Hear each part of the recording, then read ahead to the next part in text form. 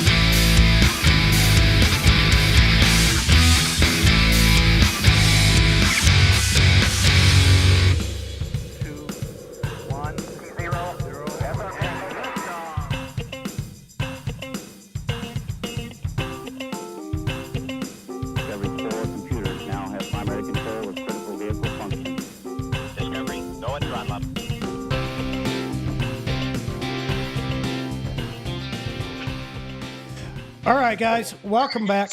Alex McDonald, This Week in Rockdale, for a kind of a crossover show tonight. This Week in Rockdale, This Week from Rockdale. Joined by, of course, Larry Cox. What's up, Larry? Good to see you. Good to see you here, Al. You know how it is. Always busy, busy, busy. And, always. But we wanted to make time because we got two special guests here tonight with Jorge Diez and our favorite candidate running for Commissioner of Rockdale County, JaNice VanNess. JaNice VanNess. Hi, JaNice. How are you? I'm great. Thank you. Good. And Jorge Diez, who's pulled himself away from a busy campaign schedule to be with us. So we appreciate your time tonight, George. Oh, no, thank you guys for having us, and thanks for giving JaNice the opportunity to talk to the folks in Rockdale County. Of course, a lot of people tuning in right now. We'll quickly say hi to some of them. Jeff Kukin's here. What's up, Jeff? CJ Lester's here. What's going on, CJ? Lisa Lancaster is here. What's up, Lisa? Michelle Ivy. Hey, Michelle. Cheryl Moulton's here. What's up, Cheryl? Joey Williams. How you doing, Joey? Stacy Gaddis is here. What's up, Stacy? Mary Boysworth. Bill Campbell, Semper Fi, brother. Good to see you. Justin Kenny. What's up, Justin? And live on air, congratulations. Justin won his race outright and will be serving once again on the Board of Education. Danielle's here, my partner in crime. What's up, Danny? Good to see you. Charlotte Gellert says, hello in the chat. I love when she does that. It's always funny. What's that? Because she's making fun of me when she does that. And I think it's funny. What's up, Charlotte? Jill Oldham is here. What's up, Jill? Cheryl Garcia, Marie Withers. Tara's here. What's up, Tara? Danny Swan is here. What's up, Danny? Michelle Ivy, who I think I've already said hi to, but I'm saying hi again. Tom Harrison. What's up, Tom? Lou Salvador. What's up, Louis? Good to see you. And Angela Esperino. They've all said hi so far. If you're watching, say hi in the chat and we can say hi back. Remember, if you have a question, please help me out by putting a capital Q at the beginning, a Q colon, so that I can filter out the questions from just general comments. I'm going to try to keep up with everything, but it can get overwhelming, and put in that Q colon in there helps me separate them out. So, all right, housekeeping done. Housekeeping done. Let's get down to, let's find where the bodies are, shall we? Because we got somebody on here who might know where some of the bodies are buried. If we're being honest, no, I'm not gonna do that to you, George. I'm gonna avoid, I guess, stuff like that. JaNice, Larry, start with both of you because you're both in runoffs. Larry, you're in a runoff with our good friend Mandy North for Board of Education. JaNice, you're in a runoff with serial offender Oz Nesbitt for chairman of the Board of Commissioners. You came out of the primary with what was it, 33%, 35%? 3505. Yeah. Okay. So I'll take every point I can get. Absolutely. Got you into a runoff with Oz. What that means is more people voted against Oz than voted for him, which is nice considering the number of people in the race. So what happens from here? What are you doing now? What's on your mind, JaNice? Where's my money, JaNice? Yeah. So, I'm right now working really hard. The 59% of people that voted against Oz, I'm working to collect those votes, earn those votes, and educate people about why I'm the best candidate in this race. I've got the education, the experience, and I'll be ready day one. In fact, our goal for our team is to be ready as soon as this election's over. We'll start planning and getting everything in order for, a moratorium when we go in, to make sure that we have really strong practices and policies and really help in the planning and zoning of our community. And I know that one of the biggest issues and concerns people have is the overbuilding, the high density construction. Today I was down in the Honey Creek area in the Food Depot shopping center, and I noticed there's 2 vape shops within 3 doors of each other. And it just is puzzling as to how this is even going on. And I don't think that it represents the community we want to see. I think aesthetically we have a lot of work to do. And I plan to partner with the property owners for our shopping centers and see how we can move the target in a more positive way so that we can all benefit financially for our shopping centers to be elevated, looking better. They're going to have higher levels of revenue that helps our tax digest and makes it more appealing to live here. So anyway, that's where I was when I came into the show today. But lots of ambitious ideas that I want to bring to the county in partnership with so many organizations in the community. So I shop at one of those vape shops. I've actually known the owners since they initially opened up in a tiny location across the street in a building behind where the Blockbuster used to be. You remember where that was? Oh yeah. They started. Old school, yes. They started in a tiny building there, and I was one of their very first customers. And they were, it's a long story. It doesn't matter, but they have grown, and they've grown remarkably well. It's a great little shop. And if you happen to indulge in the old nicotine, or if you're trying to get off cigarettes, go hit them up. So just Rolling Rock Vapor, great place. Alex, I think that brings up a good point. Is I am pro-business. I've been a business owner and entrepreneur for over 32 years, and I know what it takes to make those things happen and stay in business. You have to constantly evaluate and reevaluate to see what the market really needs and how you can be successful. So, I think what I want to see is that people aren't just coming to get their business permit for 1 year, that we work in collaboration to try and find opportunities to better educate our business owners through marketing and information sessions so that we can really get people in places in the right areas of our community that would help them thrive through more education and things of that nature, so that they're long-term businesses right here in the county. And then we can continue to bring in some, high-level partners, restaurants, everybody says Trader Joe's, nice places like that. If we want those, we've got to clean up Rockdale. We've got to make it look better. We've got to make it more attractive for those businesses to invest $1 million+ just to come down here. So, Yeah. Go on, Larry. Yeah, I want to go ahead and because, an important thing people always want to know about somebody running for office, what's your resume? Your opponent claims experience is why we should send him back. But, I've looked at both of your resumes, and if I'm going to do a resume and I'm going to hire someone because I'm an employer, look at resumes all the time. JaNice, if I look at those resumes and I'm an independent, I'm a private person hiring somebody, I'm going to hire you. But you need to tell the people right now what your resume is as far as your experience, your public service, and all that. Tell everybody what your experience is and what's on that resume. All right. It'll take a minute, but here we go. So I was born and raised right here in Rockdale County. I attended schools at Flat Shoals, Edwards Middle, and Heritage High School. And the great education I got here in Rockdale really afforded me the opportunity to go to Oxford College of Emory University and complete my associates, and then go on to Auburn University and finish my bachelor's in international relations and political science. And then I felt secure and brave enough to move over to Washington, D.C., and I worked for Alan Dixon of Illinois and also Hal Heflin of Alabama, both Democratic senators, and they were both extremely connected to the communities they served and did an excellent job of informing residents, connecting with them, and making sure that they were knowledgeable when they went back to the state, of meeting with people and meeting them where they are and learning more about their goals and desires and needs. And so they were excellent role models for me. And then after that, I moved to Peachtree City and opened a business out there for early childhood because, it's tough times in DC at any point. It's very expensive to live there. And so I just went on a different pathway, and so started our business out there, and then sold it and moved to Rockdale County, where we built a new school. And then because of ongoing demand, we built another school. And then, so we have a total of 4 schools now, 2 in Rockdale and 2 in Newton. So that's kind of my experience as far as the private sector.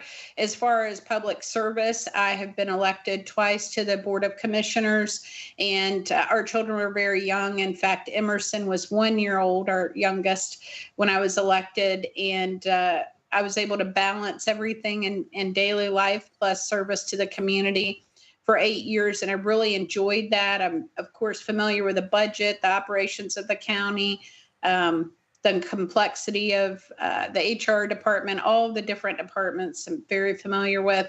And then after that, I was elected to the state Senate, and I served Rockdale, Newton, and DeKalb, 172,000 residents in my district, and enjoyed that very much as well. And so those 10 years were very important years for me.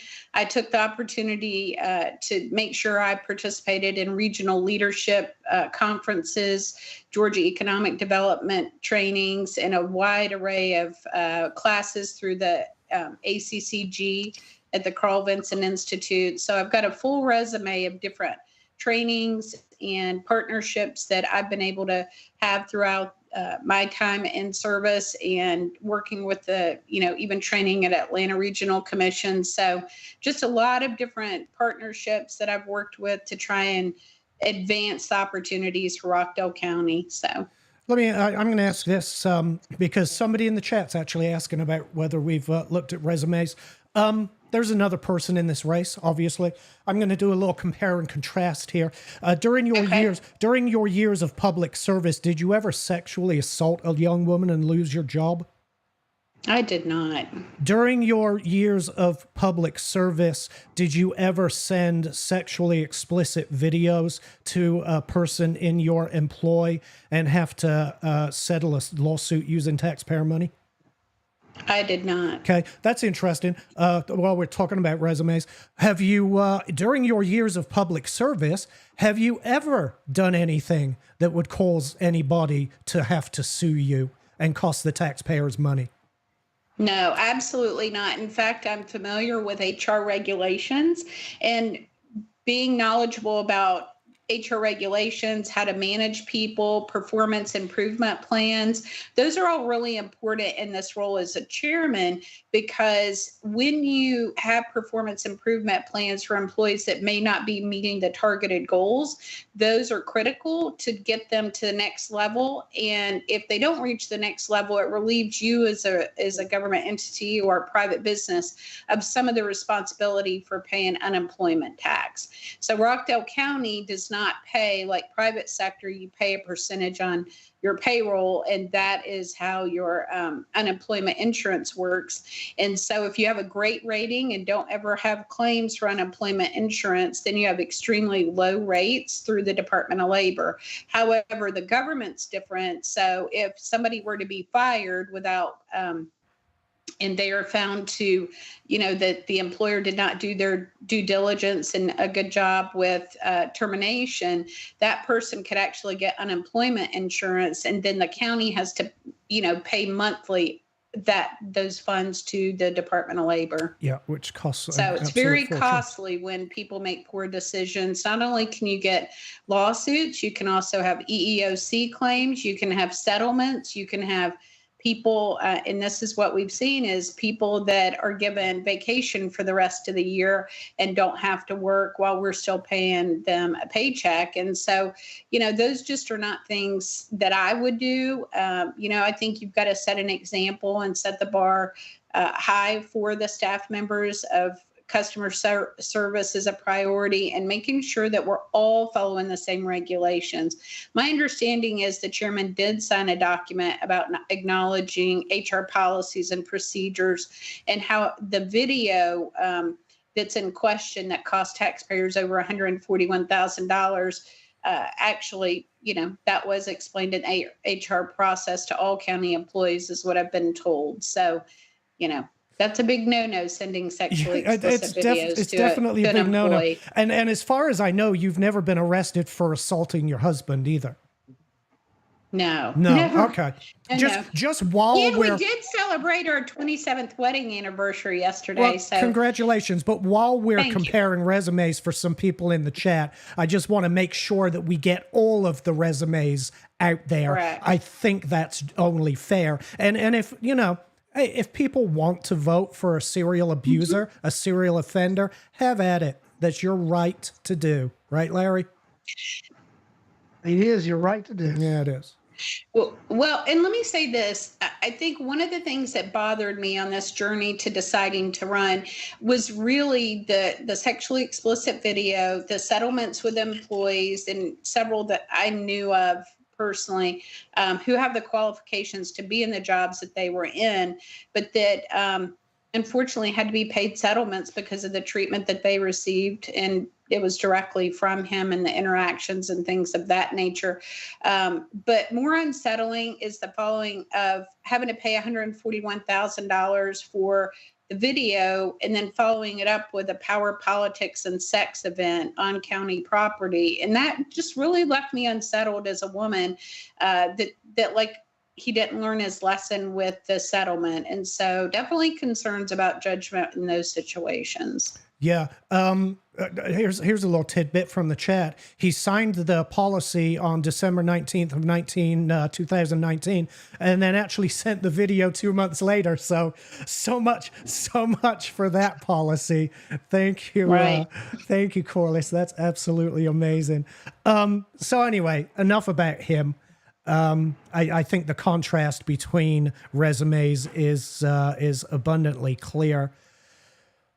This really, in my opinion, and I believe in George's opinion, this election comes down to money.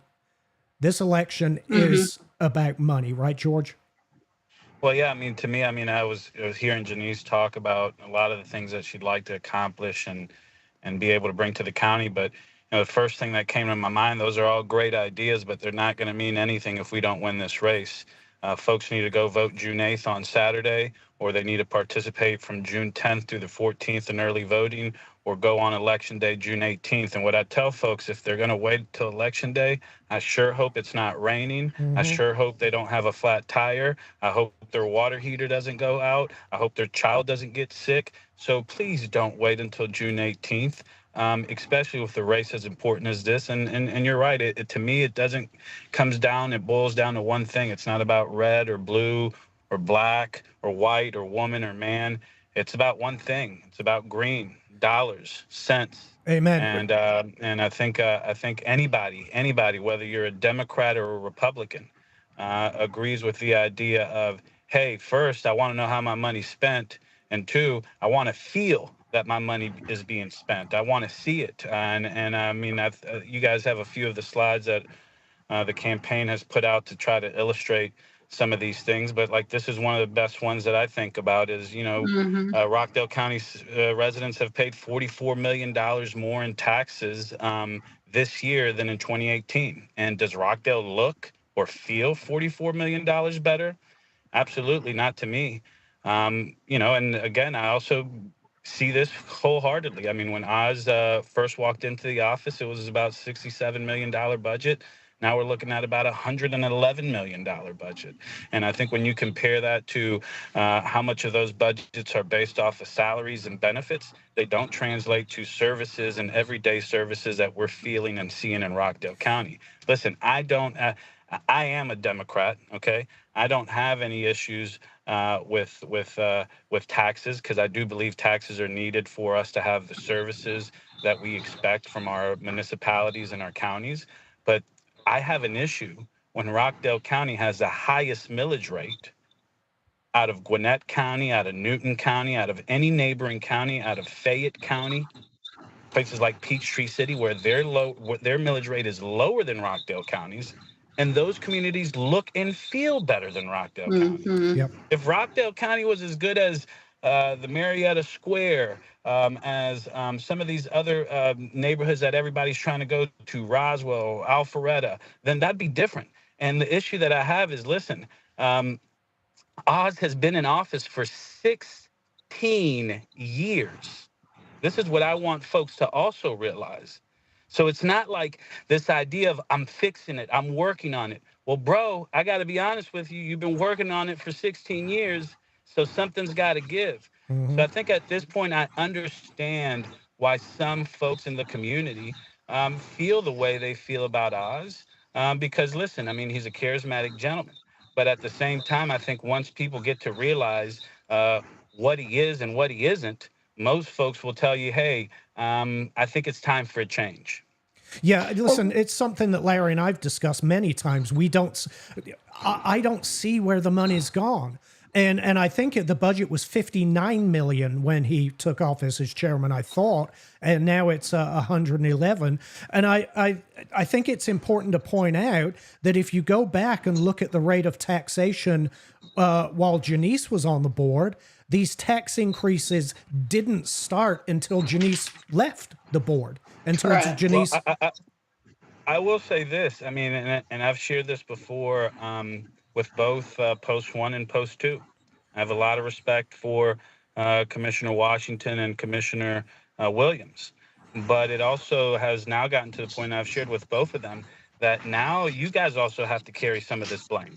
At first they were whatever you want to say. They were naive, they were too trusting, whatever the word is you want to use. But at some point, something's got to give. And my biggest disappointment was with Commissioner Williams. After she won her third term that I contributed to, and I shared with folks that she had been committed the previous 2 years of rolling back the millage rate, and as soon as she got reelected, she voted to hike up the millage rate. Those are issues that I think now are complicit between the whole Board of Commissioners. So I will ask folks, just as much as they're considering JaNice, I hope they'll consider Tawanya Smith for post 1. I think if we really want to be able to enact this moratorium, if we really want to enact and rolling back the 38% a salary increase that the chairman gave himself, the power is in 2 votes. The chairperson does not control the county. The chairperson runs the day-to-day operations of the county at the pleasure of the board. Correct. And the board is all 3 members, and 2 votes rules. There you go, Correct. George. And that's what people need to realize. And your son agreed too, JaNice, and put an explanation. It must have felt the spirit. Yeah. It felt the intensity. But one of the things that I would just ask folks too. I mean, listen. Obviously, I want you to vote for JaNice, and I think she's the best person for this race. But I'm also urging folks too to get educated, to go to the polls, to be able to vote early. And here's the thing: don't go to the poll by yourself, especially if you're voting for somebody else. Go vote on the 19th. If you're voting for JaNice, go from the 8th through the 14th or on the 18th, and take somebody with you. We say this all the time. Take a friend with you. Let me ask you this: people that got an absentee ballot for the primary, will they automatically get their absentee ballot for the runoff? Not automatically. No, you still have to request it. And the time period is shorter. I'll have to go back and look at the deadline, and I can send it to you guys. But it is. I was told the deadline was the 7th. Yeah, and that's what I thought in my head. So that's likely it. Folks definitely want to get an absentee ballot and really a Democratic absentee ballot. Yeah, absolutely, and we got to push that too. I mean, for example, if you picked up a Republican ballot during the primary, you will not be able to have a say-so when it comes to chairman. And that's why I also stress that when it comes to local politics, I'm a big believer that these races should be nonpartisan. Because when it comes to local politics, it's different from the state and the federal level. You are walking in the grocery store with these folks. You are going to eat at the same restaurants. You're going to churches. Your kids play together. So you're there day to day. To hammer somebody to a national or statewide party agenda, I think really limits the community. Look at the city of Conyers. City of Conyers, all those seats are nonpartisan. Judge seats are nonpartisan. It's funny you should mention that, because the chairman himself used to have that very same opinion. Well, yeah, he used to have that very same opinion until he saw just how much his term is at threat. Right. And I think that's what people will notice. I mean, if you have been around Oz long enough, you will be able not to just have examples like that, but hundreds of them where they go back and forth. And that's one of my biggest issues. Listen, if you're going to be real, then be real.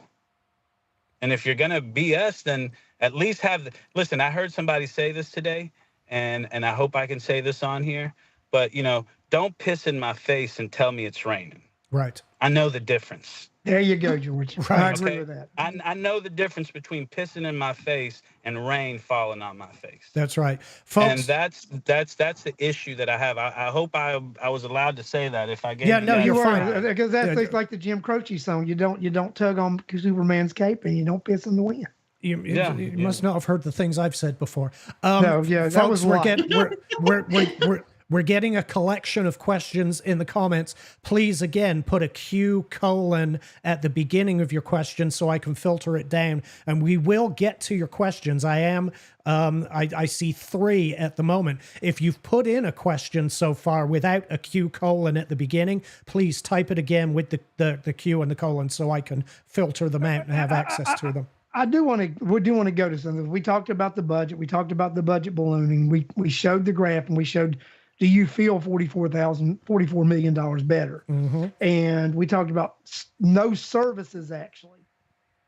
And where did the money go? I mean, I've been observant the last 8 years or so. I've seen where the money's gone. It's gone to a jobs program, increasing personnel. So JaNice, what will you do about what I consider the extreme overexpansion of personnel in the board commission? Well, it looks bureaucratic to me. And I know that, when I've been at my Rotary Club meetings and we hear from people, I'm like, they're the director of strategic planning. Oh, okay. I didn't know that was a full-time position, or the director of special programs. And it's a never ending list. I think I've been really surprised by the number of new positions, but at the end of the day, I'm not going in to fire people. My interest is creating a hiring freeze that will allow us to better assess the situation, meeting with department heads to get an analysis for, the operational issues, how we can address, how we can collaborate to come up with solutions that are going to be meaningful for the service delivery and also meaningful for a better bottom line with the budget. So, it will be a thoughtful process with a team of people, volunteers throughout the community with skill sets in those areas. And that will be part of the, Citizens Financial Oversight Committee that will also get together and help advise in that area. But our goal going in is going to also be a forensic audit. So we definitely get a baseline for what spending is or is not. There's been a lot of turnover in that department. And so bringing stability to the departments will be very, very important for us to meet a lot of the targeted goals moving forward. Yeah, because I think George had mentioned the other day, and Alex and I had been keeping count too. I think we've had over 39 directors. If I'm not mistaken, I think there's been 33 directors. And assistant, when you add assistant directors, it gets up there into that. Well, number. and what I was trying to say is I believe it's been 33 directors that have been in and out of that administration since coming on board. I don't know if they have 33 directors total or whatever, but to me, that just goes to the consistency and the leadership and the ability to do what you say you're going to do, take care of your people and lead by example. And when you have 33 high-level executives within an organization that leave, I think that says something. I mean, I'll just speak in my case personally. When I left Rockdale County, I didn't have a backup plan.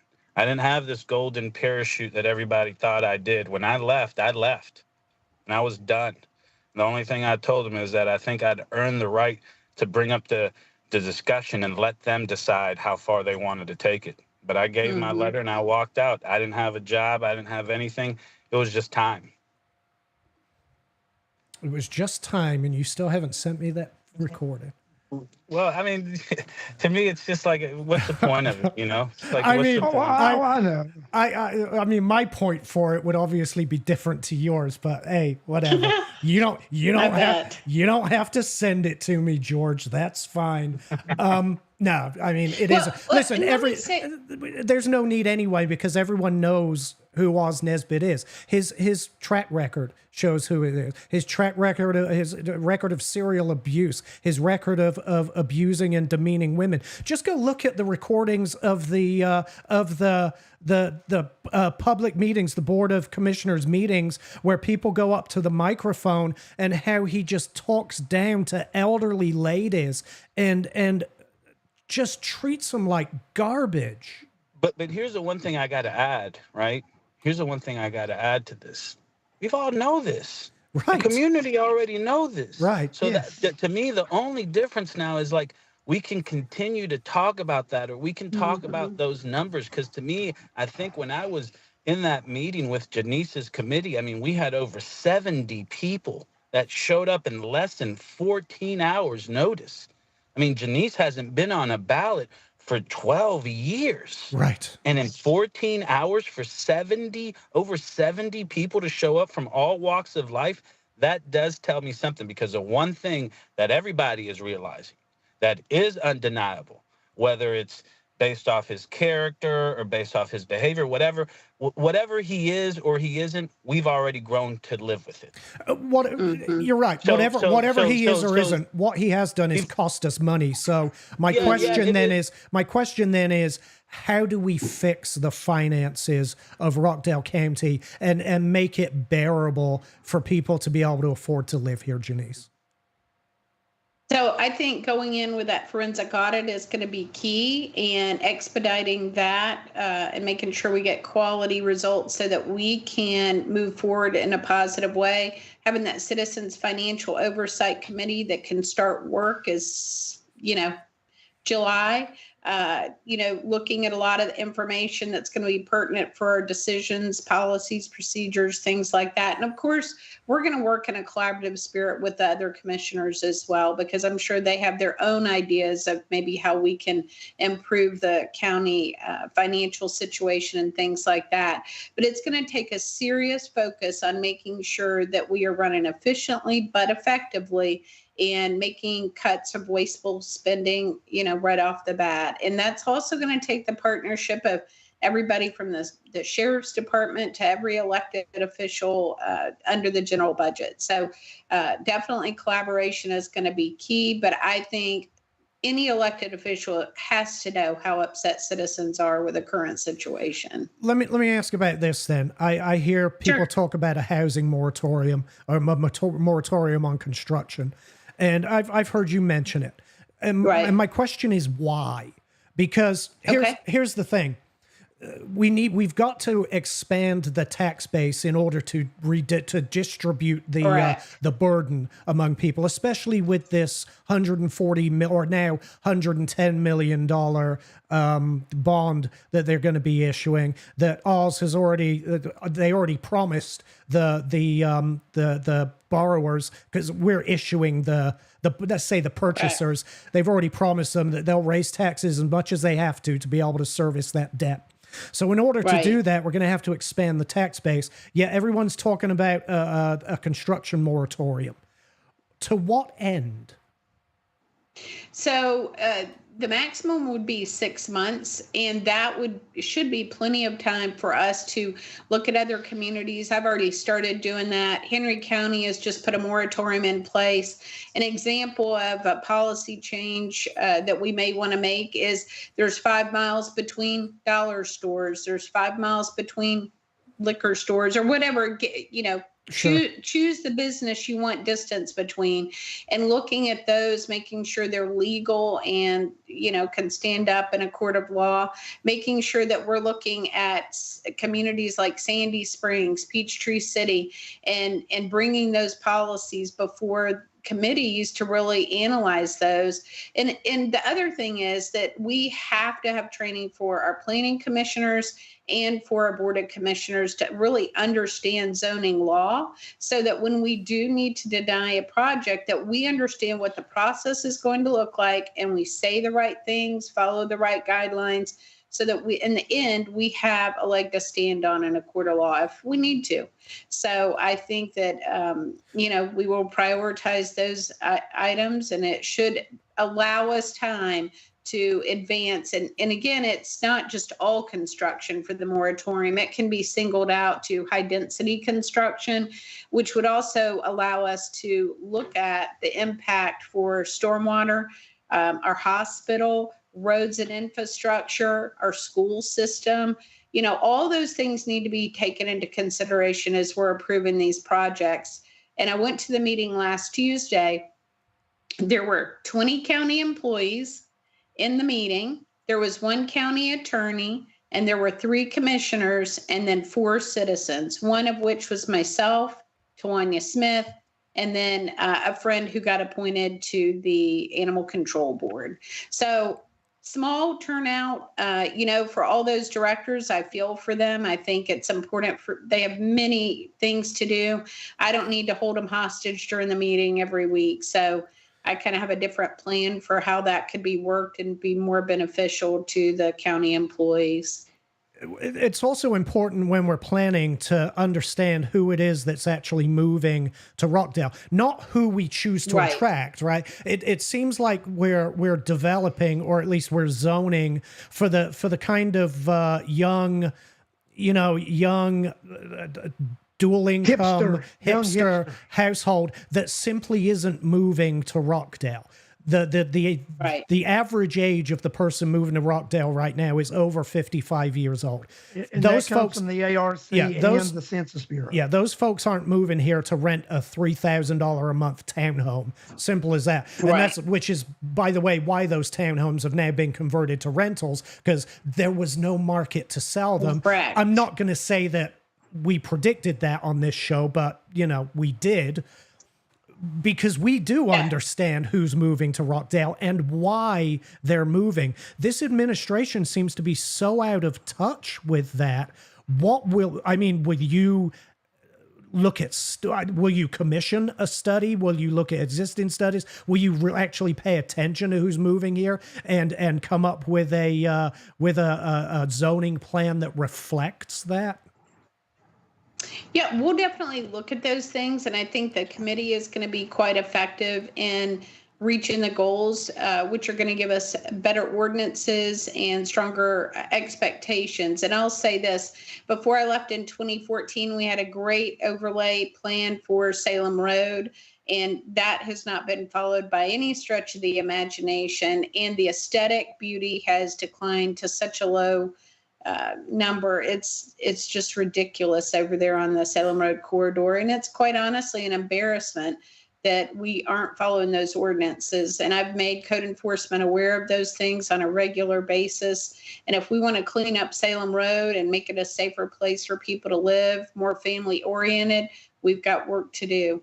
Yeah, it's like they're flying by their seat of their pants. So they have their plan, and they're willing to change it up at the drop of a hat instead of sticking to it. I understand that sometimes changes might be necessary, but planning is also necessary. So Alex, can I add something to the tax base question that you asked? Yeah, JaNice? Of course.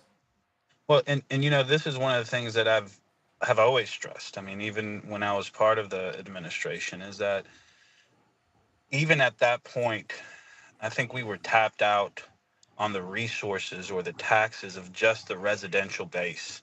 Mm-hmm. Rockdale County needs to start attracting real industry and real economic development so that tax burden can be shared and between corporations and the homeowners, not just the homeowners being the one that supply all the funding for the government.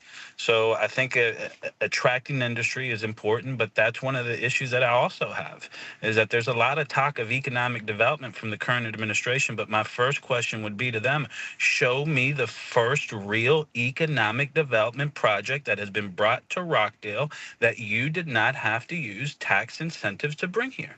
I mean, I'm not sure where our other guest has gone. Hopefully she'll come back. There's that office park over there across the freeway, Larry, by the QT. What's the name of that place?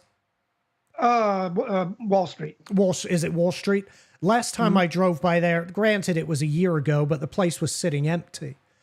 So, yeah, I mean, it would be nice to attract an industrial base, a commercial base to Rockdale. But is Rockdale where they want to be is the question, George. And if not, what can we do to attract that? Well, and my answer to that would be a couple things. One is you have to look at what Rockdale has to offer, right? And here's a couple things that Rockdale has to offer. Number one, when I came in, they had talked about changing the slogan or the motto of perfectly positioned. I said, absolutely not. I don't care if the previous administration did enact that, because here's why, in my opinion. Geographically, There is no better suburb to the city of Atlanta than Conyers, Rockdale. Mileage wise, geographically, there is no better suburban or county that is equal distance from all four major research universities. Right. We're on the I-20 corridor that has had development, but has hit Stonecrest, skipped Rockdale, and gone to Newton. So those are the questions that I have. I mean, so how do we bring it? Number one, we have to realize what we have, like you said, Alex. And here's the main thing that Rockdale does have to offer right now: logistics. When we look at our trucking, when we look at the factories and things that we have out there, and saying, okay, what can we do to grow this industry that can bring good paying jobs? Because the other thing that I know you guys agree on is that all good paying jobs don't just come from 4-year universities. Oh, absolutely. And and I know JaNice went to Auburn. I won't hold that against her, but I'll just tell you, I mean, it's just that, when you focus on what's there, the logistics, and try focusing on trucking and even look at areas of parking the trucking. That's one of the things that I think Rockdale County is missing right now. You go into some of these neighborhoods, and yes, you see a lot of 18-wheelers that are working. I think that's great, but then they're parked. The truck is parked right in the neighborhood. I mean, I wish that there was a place where they could go park. Yeah. Well, George, you're right. I mean, I run a concrete cutting business. If a young person gets in this business, they can make a good income, really good income. And our company is going to invest and buy a building next year in Rockdale County. Because I love my county. I don't want to move anywhere else. And our company is going to invest in Rockdale because I believe Rockdale has a future, is why I'm doing that. And based on what George just said there, I mean, we could be targeting the medical manufacturing industry I right agree here, with that. which coincidentally is one of the few industries that's currently growing at a massive rate. Yes. Well, don't be surprised if we hear an announcement later this week about a medical facility that is now being courted or attracted to Rockdale. Okay. Just because I know how Just because we said it.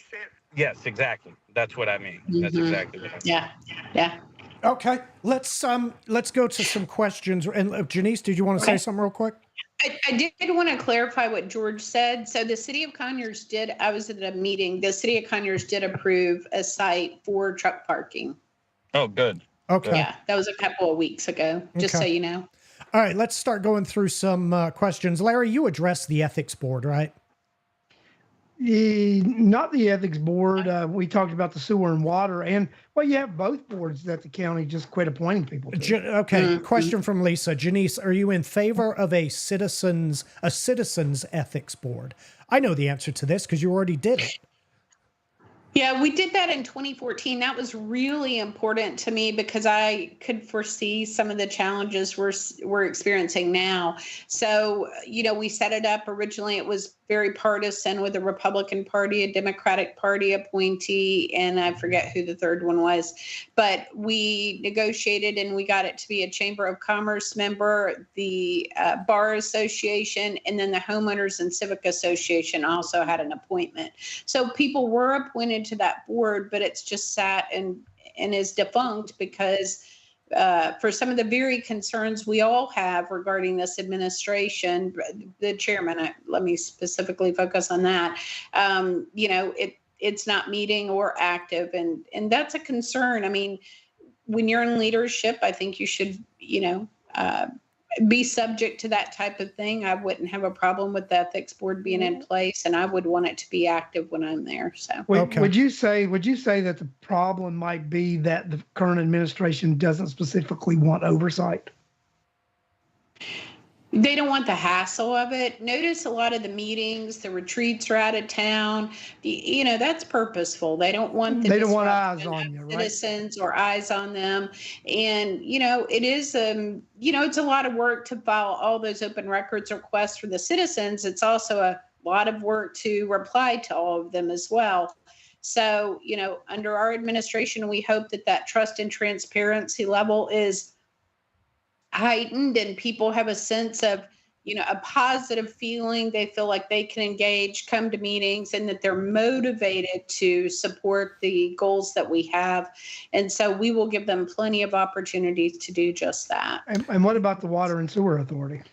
Oh, I mean, of course, I have no problem with that. Well, I understand there's a lot of internal issues at the water department. And, I've been in this county. Like I said, I was born and raised here. So lots of connections with people. And, there's a lot of concern about operations and the way things are going at this time. And so we hope to clean up a lot of those trust issues and make it a much better administration. Well, that's one of the things that concerns me, is because George had mentioned it earlier, that the board controls the flow, right? Mm-hmm. And you've had these board members, you've had the board members who have been compliant in not having these authorities staffed properly. And that's one of the reasons. The next question: 5 commissioners.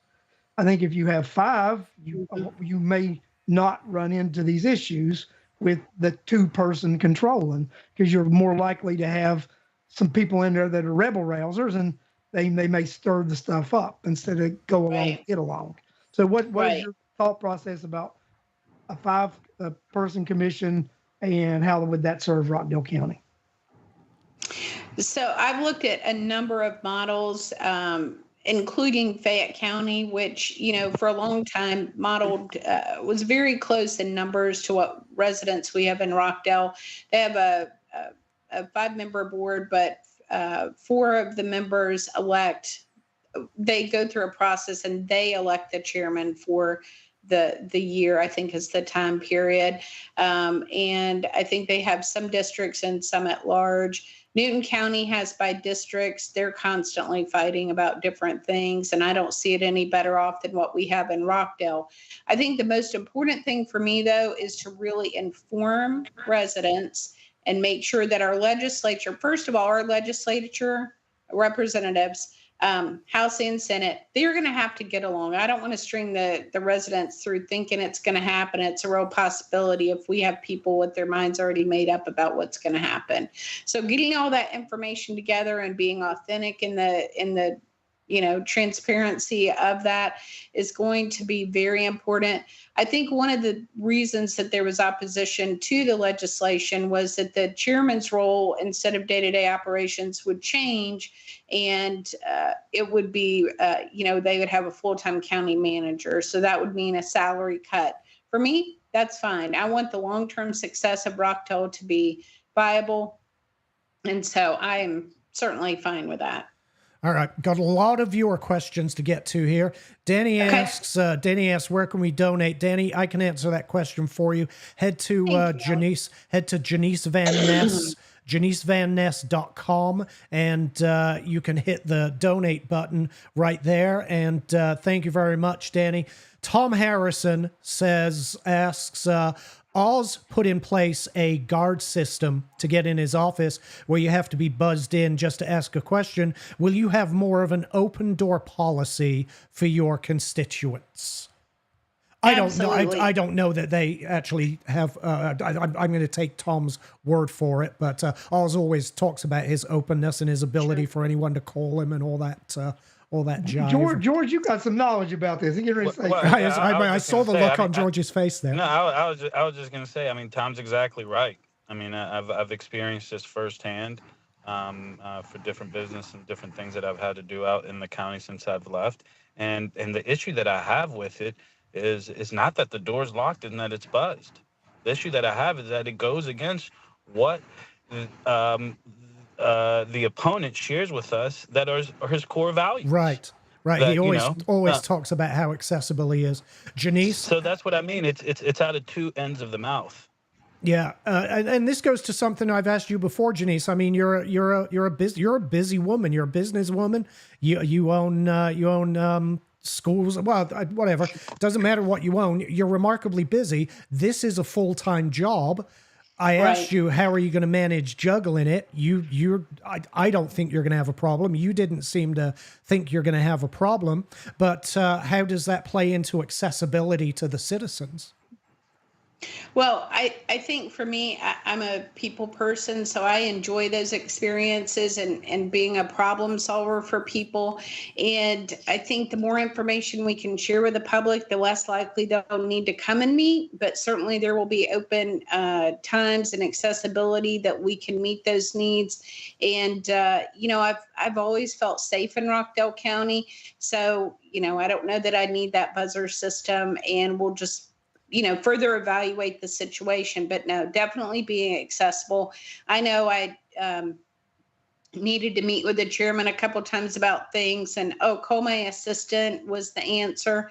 I hope that I can still manage a really good schedule that gives me the flexibility to go ahead and get somebody in, and let's have that conversation. Okay. Let's question about the data center. I don't know that anyone knows an answer to this, but real quick, I'll ask it. What's the story about the data center? Did anyone else get notice from Battle Law Firm about a Zoom call?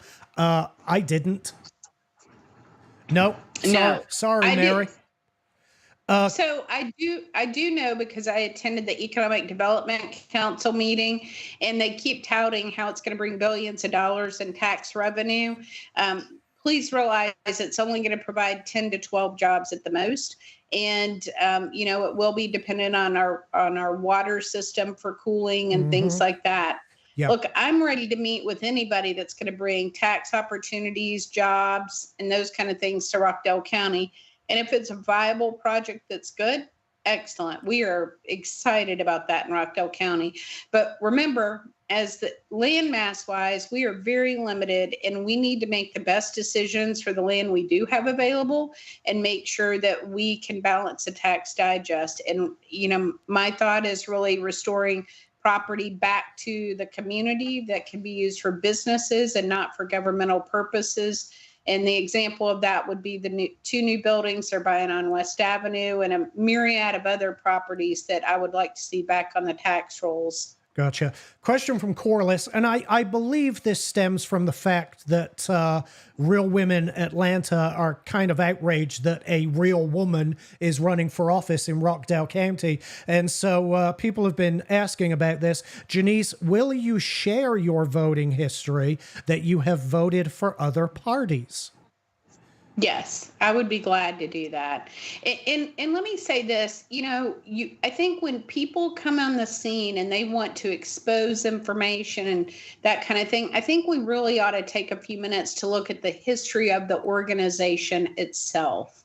That is that situation right there, that is not even an organization that is approved by the Secretary of State. They don't have an active business license. They were administratively dissolved a couple years ago. You got to look at the source, Alex. You just have to. Oh, absolutely. And my position is the Me Too movement is officially dead when Real World Atlanta support a serial woman abuser over an actual woman. Kurt. Yeah, and understand that's not a magazine that you're going to pick up at the store. I've never seen anything, but it's an online organization. So, again, it's all about validity. They had some ideas for a press conference and listed a pastor in town as the person that was going to be speaking. And in fact, I met with him the other day. George and I met with him, and at no point was that his interest level, and he will not be there. So I'm not really sure what their plan of action is. Yeah, I think they're just gonna ruffle up their skirt tails and be outraged for 10 minutes. And if people choose to go, then more power to you. Kurt asks, are any former candidates? Well, let me ask it this way: what endorsements have you picked up? My endorsement. You picked up Larry's endorsement. You got Jorge Diez's endorsement. What endorsements have you picked up here recently, JaNice? So I have Kevin Taff, who was one of the school board candidates. And Kevin and I have had a lot of experience in the Chamber of Commerce. Very nice guy. He and his wife have a business here in Rockdale. And so, certainly that.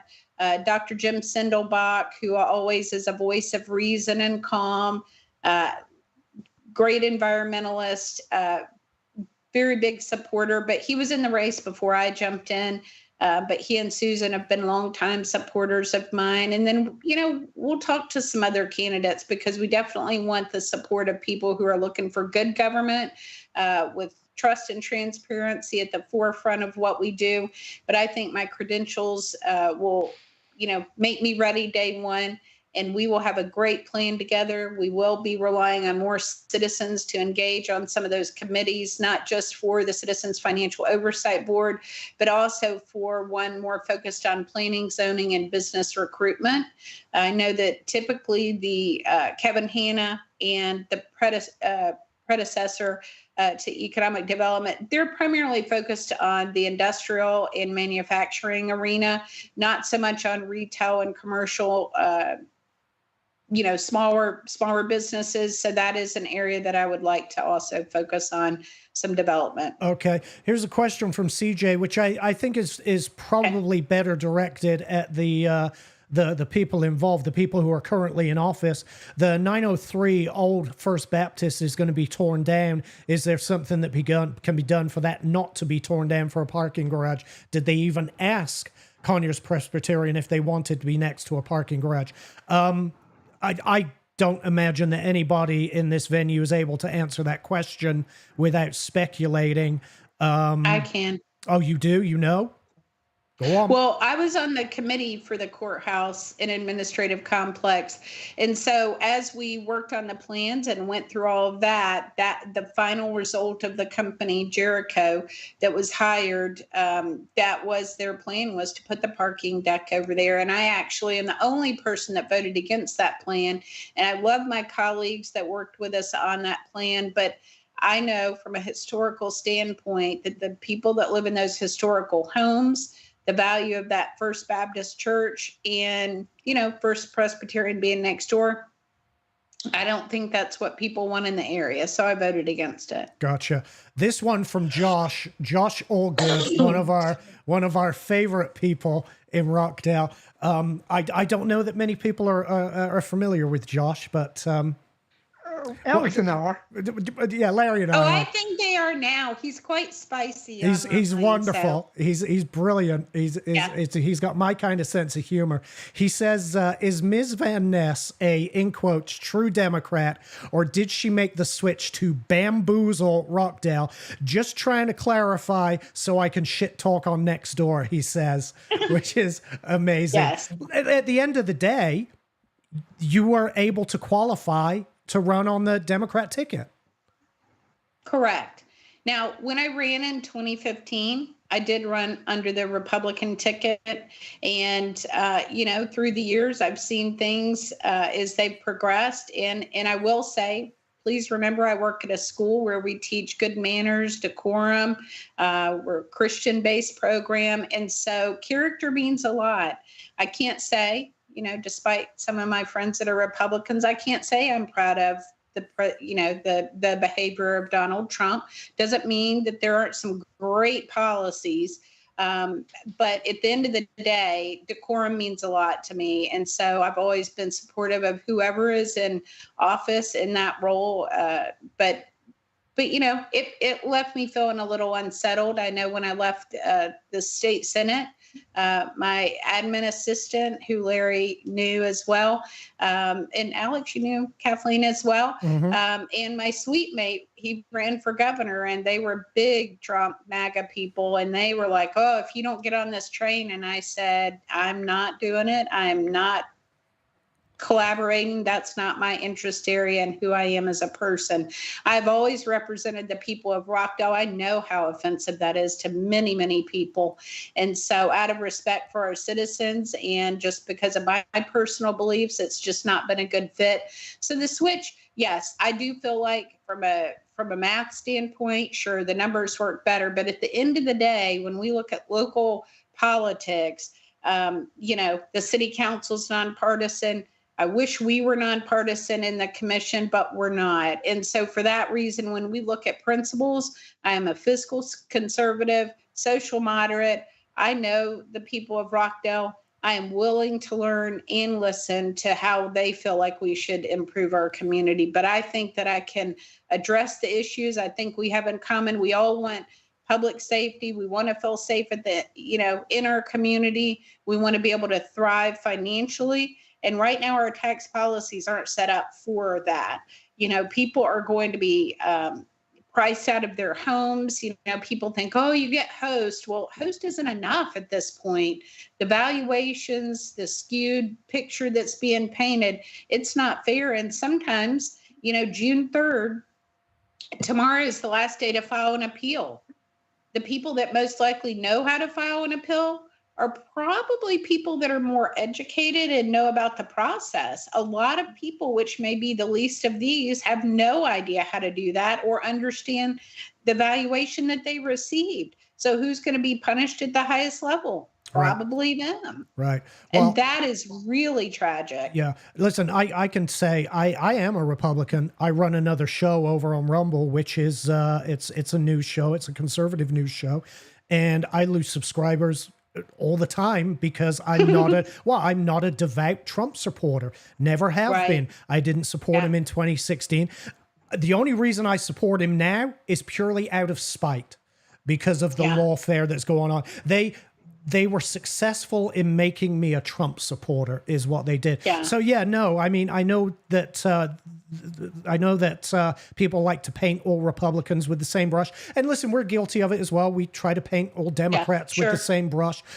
But we're not all the same. We can all have different points of view and believe in different things. JaNice has ran as a Democrat. She qualified as a Democrat and will proudly represent every single citizen in Rockdale County, whether Republican, Democrat, or Independent.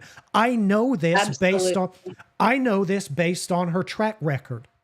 I've seen this woman's track record. I've seen what she's done for the citizens and residents of Rockdale. None of it has been partisan. Every bit of it has been to benefit the people of Rockdale. All right. Thank you, Josh. I'm glad someone had to ask the question. Kurt asks, will JaNice hold town hall meetings around the county? I will, absolutely. And I'm exploring the opportunity to hold virtual meetings as well. I think that could be more convenient for families. At my event and several of the county meetings, we never see parents of young children there. Right. We just simply don't. It is too hard to engage. So I hope this virtual option will be good. I actually am having a virtual meeting tomorrow night at 7:30 p.m. I will post something on my Vote JaNice VanNess Facebook page shortly, just as another reminder, but I do it every Monday at 7:30 p.m. And it's an opportunity to personally speak with me, ask questions of concern, and just get more information and feedback. Well, I think it's absolutely, I will be looking for innovative ways to connect. Today throughout the county, I went to the parks and I was so happy to see all the moms and dads having a family birthday party, playing on the playground. I mean, that warms my heart. I've worked to advocate for children for over 32 years. I'm on the state DFACS board. I have absolutely worked very hard to strengthen families in our community all these years. And so I would I would be thrilled to be able to serve and engage some of those families in the process of our community. And I think the virtual meetings are a great idea. We're all used to it by this point. And quite frankly, I mean, look at what we're doing here. This is virtual. We didn't all have to arrange our schedules to get in a room together, travel somewhere. And the folks watching are able to watch from the comfort of their homes. Yeah, virtual is an excellent way to engage with the community. Corliss, I know you've touched on this a little bit. What is your plan to fix infrastructure? That is a big question. So very briefly, JaNice, what are your initial ideas for infrastructure?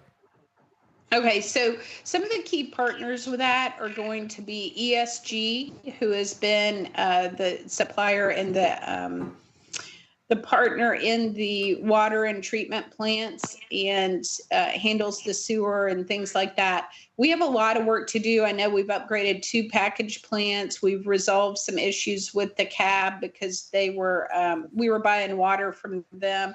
Those upgrades are actually helping in that arena. My concern is for the courthouse. We have a lot of crumbling infrastructure underneath where they're planning to build those new buildings. That's probably going to skew the cost on the building over there. So those kind of things are going to absolutely be a priority because there's collaboration that needs to happen at the city so that we can handle. I mean, they have some of the most aging infrastructure, in fact. And so working with them is going to be very important for us to address those things. And then seeking grants is going to be a big help to us. The Biden administration does have opportunities for grants for infrastructure, and so we'll continue to seek those, as well as working with our stormwater department, which has a lot of responsibility for all this runoff that's really been a result of some overdevelopment and just erosion and things of that nature. But if anything, when I was on the board and the state mandated a stormwater fee of $40, you'll remember that, I'm sure, it has just it is a booming area for the county to handle that responsibility. And that department itself has grown exponentially because the demand is so much. And we really need to take those consequences into consideration as we approve projects, especially high density clear cutting projects like the one we have on 138 across from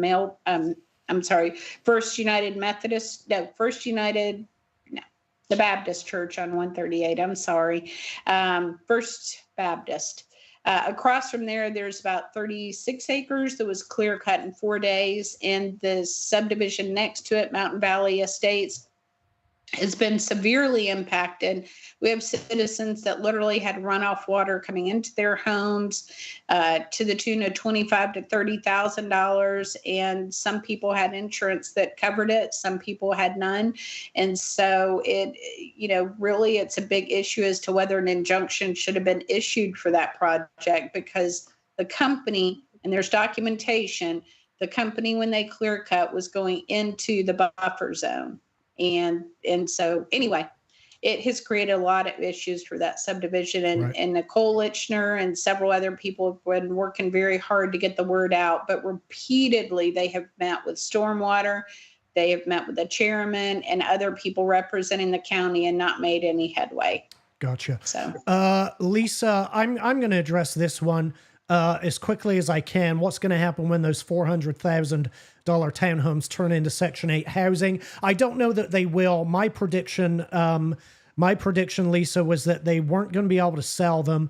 We've already seen that come to pass. They've converted a lot of them to rentals.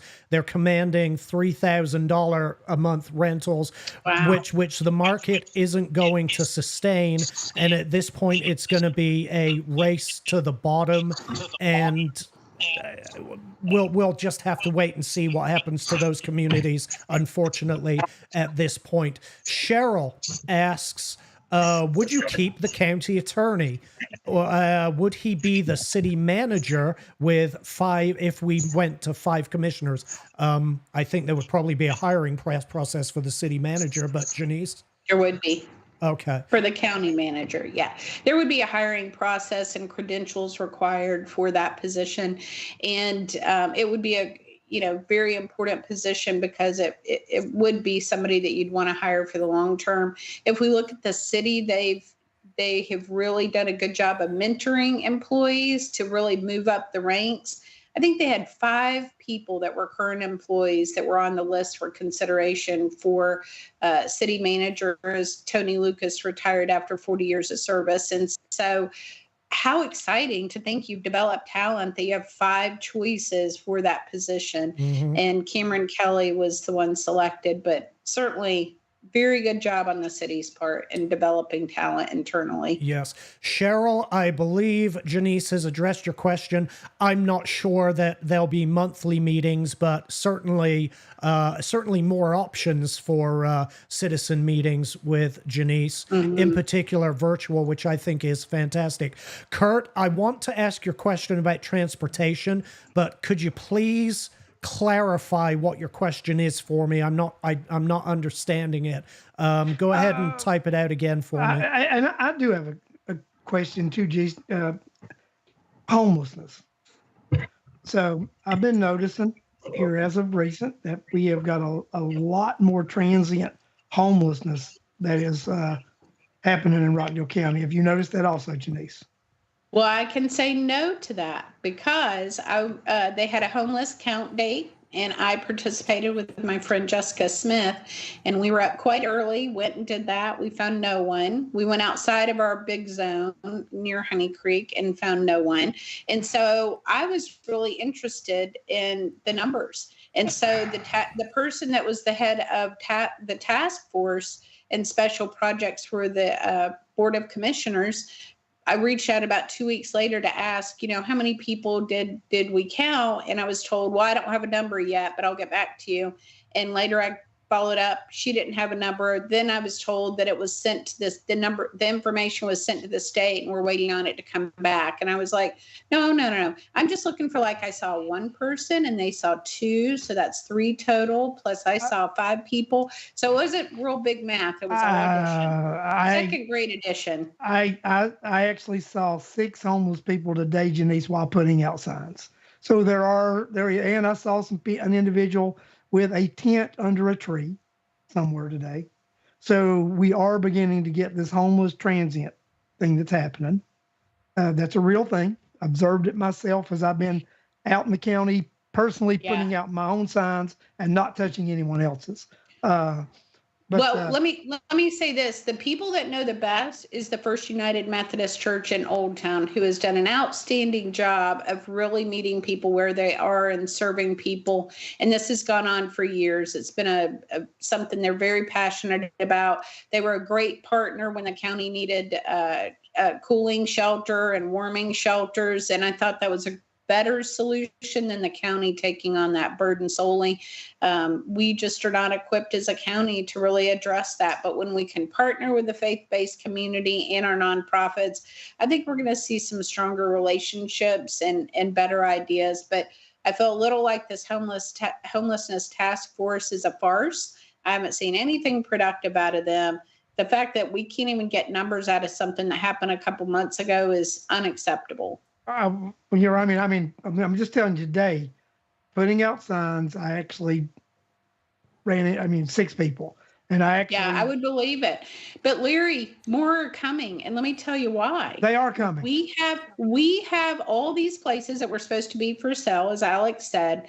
And we have people in the Centennial community behind BJ's that have 100, and this is a couple months, probably 2 months ago, that I was told there was $167,000 of people in arrears. Well, when that happens, and these people, that are trying to find homes, and they think, hey, I can afford $2,200 a month, maybe. But maybe they're that one paycheck away, and so something happens and you can't make that payment, and then it's a trickle-down effect, and we're going to have a lot of people homeless. And we're not prepared for an answer to answer that. Unfortunately, Bidenomics has driven up the cost of housing, and the more expensive housing becomes, it's obviously we're going to see more and more homelessness. It's a vicious cycle, unfortunately. However, we got to move on. We got other questions here, Larry, unless you wanted to really just finish up. No, I would just say, I do see this as an issue in Rockdale County because I begin to pay attention to it. And I think it's something we're going to have to address. Well, we have restorations. We have restoration storehouse. Surely that's what they're here for $10 a year. Surely. Well, we've had potential vendors that could supply those services. And that was talked about a couple of years ago. I will say I'm on the board for Rockdale Emergency Relief, and we get calls on a regular basis for, can you pay for a hotel room? I have nowhere to go, nowhere to stay. And we simply are privately funded. So we do get some funding from United Way and Salvation Army, but the rest of it is all business donations and personal donations. And the faith-based community does help. Sometimes we are a broker, if you will, instead of having people walk up to a church that may feel uncomfortable with people that are homeless coming to them directly. They will send their benevolence funding to Rockdale Emergency Relief, and then we manage it. Gotcha. So we're trying, but there's bigger needs. Danny wants to know, and George, you may know this. He wants to know where Oz is from. I thought it was Augusta. Augusta. Yeah, Oz is from Augusta. I think it was it was certainly out in that area that he was decertified. No, decertified as a police officer for sexually assaulting a young college student. That was certainly out that way. Josie Giles asks, what were the qualifying requirements? I want to be able to answer that question, as a lot of people are asking me about the party switch. In parentheses, also, the earlier responses were very helpful already. What were the qualifying requirements? And real quick, I was just going to add this, guys, before JaNice gets to that, the answer to that question. Wanted to thank you guys for your time. As you guys said at the beginning, I'm out here also on a campaign. So I'm going to get off unless you guys had anything else for me. But just encouraging folks to like the JaNice Facebook page, making sure that they call somebody today, share this, and get folks out to the polls on June 8th on that Saturday, June 10th through the 14th, during early vote, and during the runoff on June 18th. Thank you, George, for being here tonight. We appreciate your input, and come on back anytime. We will. Thank you, guys. Take care. Thank you. Bye-bye. Okay, Alex, so can you mention that? Can I see Josie's question again for a minute? I'm sorry. Yes, Josie asks, qualifications. Yeah, what were the qualifying requirements? So, paperwork, over $3,800 for a qualifying fee. I did sign up not only to participate in the Democratic Party, but also to serve. My goal in Rockdale County is always to listen and learn, and that is what I've tried to do.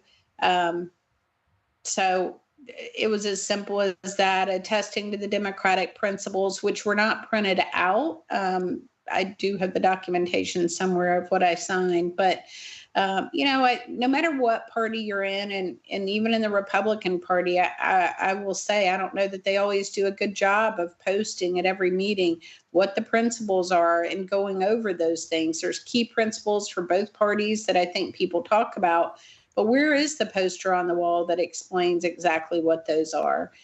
So fortunately, I'd done some research beforehand, and that was helpful, but it was pretty quick and simple when I was there. Okay, good. It looks like we have one, for right now at least, one final question from the audience. Kurt asks, Oz has a county taxpayer vehicle that he uses versus his own private vehicle. Would you, I'm going back to his original question now to finish this up, would you still use your personal transportation, or would you use county provided transportation? I actually have a company car now. So of course, if, in that position, I would, it would revert back to the company. So okay, I would use a county vehicle. Okay. And believe me, I'm going to need it, because I'll be all over serving people in this community. Yeah, and I'm certain there were other questions in the chat. Unfortunately, we've gotten so many comments tonight that if you did not put a Q and a colon in front of your question, I wasn't able to filter it out. So this is final opportunity to retype your question with a Q colon, throw it back up in the chat, and let's see if any last ones come in. Larry, did you There you go. Sorry, I just filtered them out again. Larry, is there any other questions you wanted to? Because we've gone for an hour and a half. An hour and a half, and I think we covered everything that you and I had discussed before the guest came on, because we sort of discussed some things we wanted to discuss, and we wanted to talk about personnel, taxes, and the courthouse, and the building with the moratorium and the zoning. And JaNice actually covered most of that without even being asked. She just went into it. Yeah, I mean. Well, I did want to add a couple of things. You know, I think I'm one of those people. I'm a pretty stable person. I've lived in this community a long time. Chose to move back from Peachtree City here to, share our children with my parents and family, and that was very important for both Ken and I. And we've been able to open and grow our businesses here. But every time I go to the doctor or somewhere and they're like, can you fill out your paperwork again? I am that person that gets irritated because I've been in the same place for 24 years.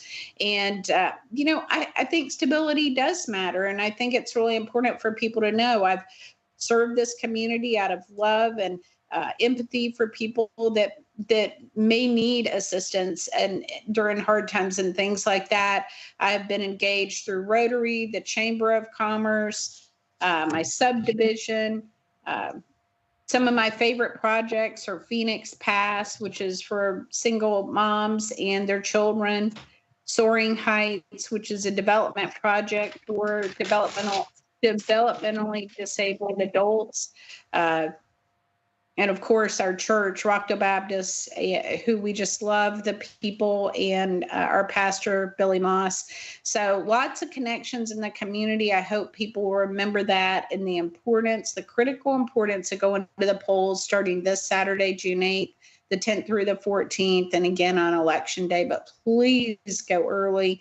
The good news is for voters, you drop off our call list, you drop off our mailing list. So it makes it a lot easier on residents who don't want, and voters who don't want to hear those calls. Good. We'll take you off the list every single day. So JaNice, I think Miss Russo said she needs more of your cards. Oh, yes. I owe her cards. They're printing tomorrow, so they should be ready late tomorrow. Yeah, I took her a pile the other day. And Corliss is asking, where can people go? Where can a person get a sign? People want signs, JaNice. People want signs. Where can they get those? There's a waiting list, but we are working on that and addressing that. And the demand, I will say, when they come in, we're going to need people to help put out signs. So we have a wide array of opportunities to involve yourself in sign waving.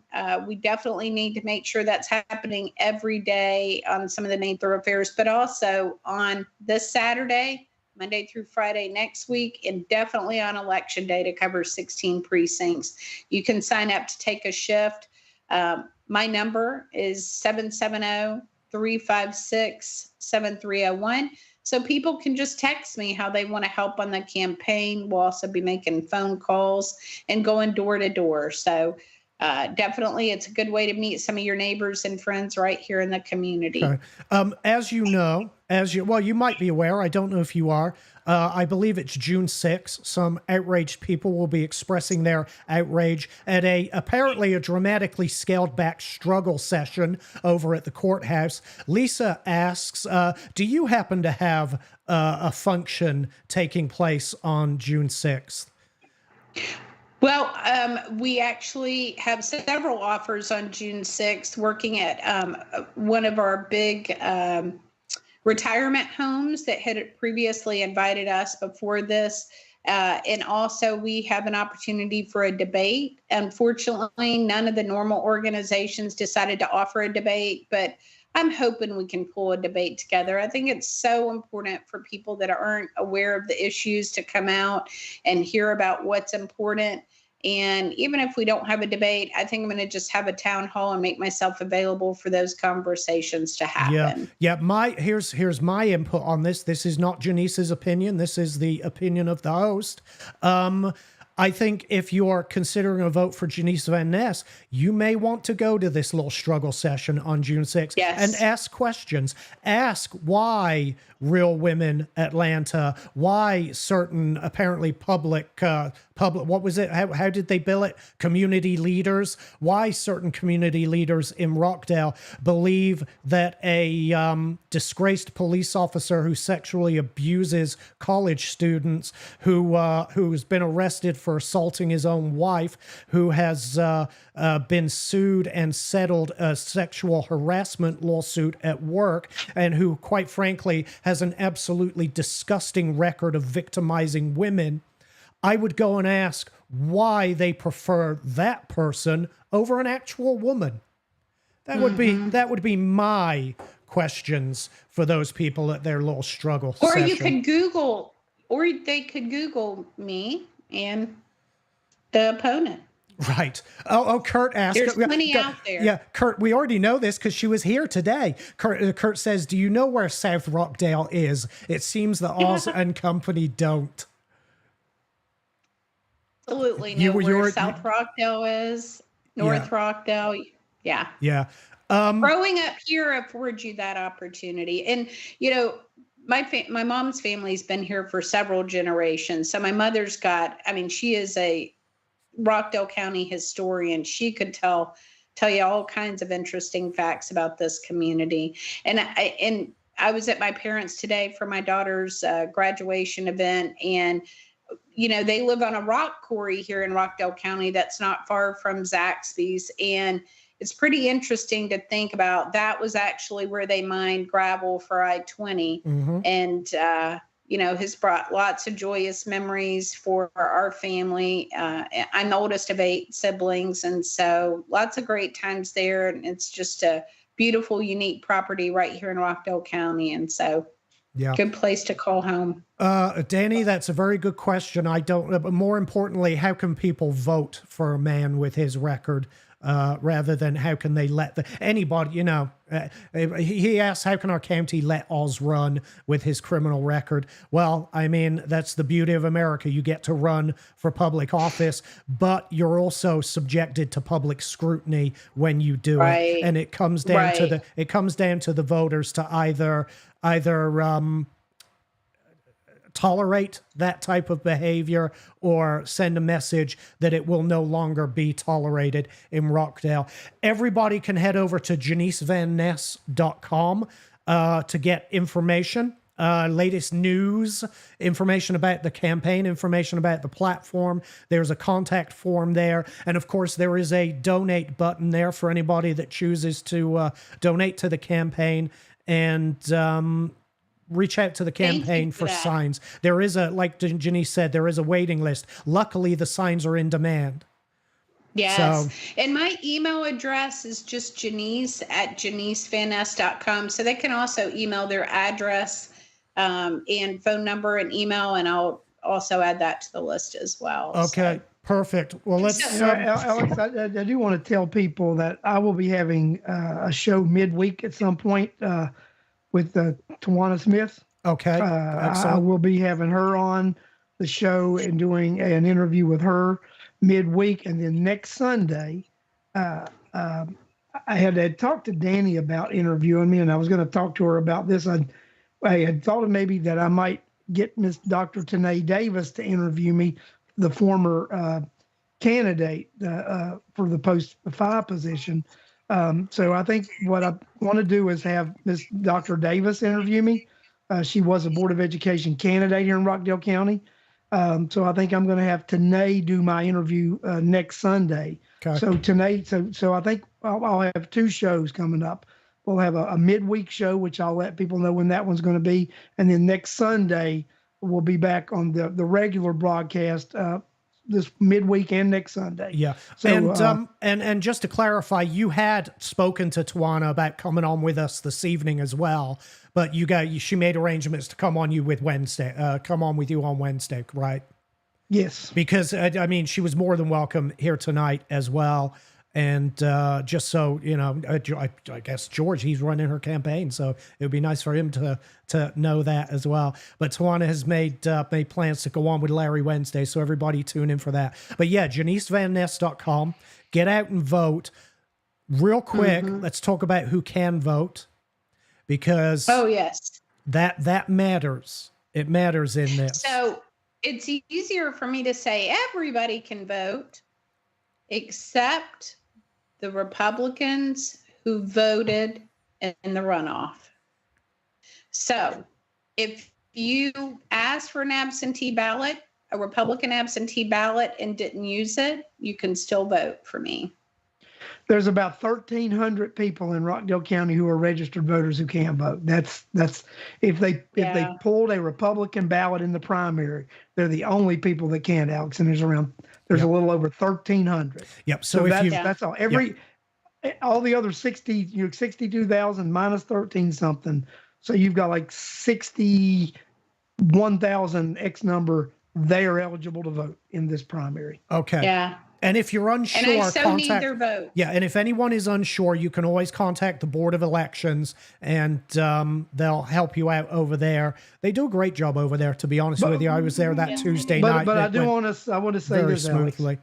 Yes, those 1,300 voters can vote for me. Yeah, they can certainly vote in Larry's race. Yes. Oh. Everybody can vote for me. Mm-hmm. So you know, Larry, I think it's a very important thing to say. Everybody can vote. Everybody can vote for somebody. Everybody can vote, because if you voted in the Republican primary, you can still come out and vote in the nonpartisan election. You can vote in the runoff for post 1 Board of Education. Yeah. So everybody can vote. Just 1,300 people can only vote nonpartisan, and the rest can vote in the Democrat primary. Correct. Yeah. Sometimes that complication and the explanation keeps people from coming in. Yeah, Nobody wants to feel inadequate when you go to the Board of Elections and ask too many questions. So I'm just going to say everybody can vote. There you and then go. when they get there, they'll be told who they can vote for. Yep. Yeah. So get out, take your neighbor, and anyone that didn't vote is eligible to vote, right? Anyone who did not vote. So if you have a neighbor or a friend that didn't partake in the primary, take them with you. They can certainly pull a Democrat ballot and take part in this runoff. So let's get folks out there. Let's get folks out there. I have some events, if I can mention these, Alex. Of course. On Friday night, there is at Costly Mill. I think it would be great to go to Wind Down Friday. They're hosting an event over there, and I think it might be $5 for parking per car. But they are having a band, and they're using taxpayer dollars for it. So I think it would be great for us to turn out, show up. Absolutely. And I'm sure I know it'll be a lot of fun. I mean, we have great people in this community. There will be food trucks and things like that. So come out to Costly Mill Park. I'll be there. I'll be wearing my Vote VanNess Clean Up the Mess shirt. And so if you'd like one, we may have some extras by that time where they can just message me to reserve their shirt. We have new ones coming in tomorrow. And then on that Saturday, we'll have voting 9 to 5. So I need people to sign up to wave signs. That night, I'm asking people to have their party at the polls, and you can go over to the elections board anytime 9 to 5, but go vote, then go eat dinner in Old Town, and then come to the City of Conyers band event. It's going to be the Michael Jackson concert with an 80s theme. So yeah, 80s theme, and super fun. You can wear an 80s theme costume. You know, it's funny you said that, because I've said the same thing here. Make an event of voting. Yes. It's one of the most important things you'll ever do. Make an event out of it. Go vote, go to dinner, go enjoy a band, go have some fun, and then go home and sleep tight, under the knowledge that we're about to hopefully help begin to fix Rockdale County. Let's hope so. I think Renee Smith might have come up with this phrase that really is important. I think she said, vote like your house depends on it, because it does. Yes, it absolutely does. JaNice, thanks so much for your time tonight, and a lot of time tonight. We went way over. Usually it's an hour show. We've gone an hour and 40 minutes. Especially thank you to the audience that tuned in for your input and your questions tonight. Share if you'd like, if you want to see a change in Rockdale, if you want to begin the process, and it's going to be a difficult process of rebuilding and repairing Rockdale County. Share JaNice's message, share this show, direct people to JaNice's website, share their campaign literature. We've got the campaign has a lot of literature out there that are very easy, bite-sized snippets that you can share with your friends on your social media pages to let people realize what has happened over the Oz years, as I'm going to call them. Because that's how we make this change happen, is by getting information into people's hands and showing them the truth of what's happened here, and letting them know that it doesn't have to be this way. It can most certainly get better, and that means going and sending from a financial standpoint, that requires sending JaNice to the Board of Commissioners. It requires sending Tawana to the Board of Commissioners, and it requires sending Larry over to the Board of Education. And these are the two entities that control your taxes in Rockdale. So if you want change, you've got to elect these people. Simple as that. Absolutely. And thank you for the opportunity to be on tonight, guys. I really appreciate getting the word out, and I'll look forward to seeing everybody on Saturday at the polls, and I will be there. JaNice, thank you very much. Larry, thank you, brother. I appreciate you coming. Well, I mean, this technically is your show as well. Yeah, and yes, I will be at the polls next Saturday too, and I have volunteers coming to actually wave signs. So yeah, it's going to be an interesting thing, Alex. And I want to just add on to what you said. What we have is we have these 3 runoffs, and we have 3 challengers taking on 3 long-term incumbents. And what we have is it's this community, I think, has sent a message they're ready for change. Yep. With 3 challengers taking on 3 long-term incumbents, and we need change. And just because you have served for a long time and you say, I've got experience, well, maybe you don't have the right kind of experience. Yeah, that's quite possibly. Alex, can you go to that one video, the slide that shows the boats? It's a red and green column. Yes. And it's right. I just want people to remember that right there. How many people voted against? 59%. So every incumbent, let's make it happen. Every incumbent that's in this runoff lost.